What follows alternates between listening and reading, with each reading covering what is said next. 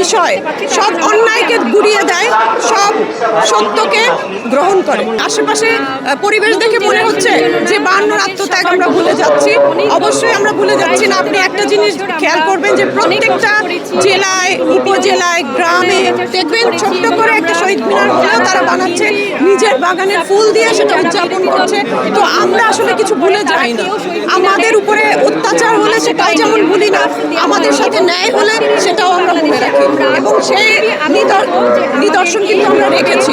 হ্যাঁ, আমরা তারুণ্য এমন একটা বিষয় সব অন্যায়কে গুড়িয়ে দেয়, সব সত্যকে গ্রহণ করে।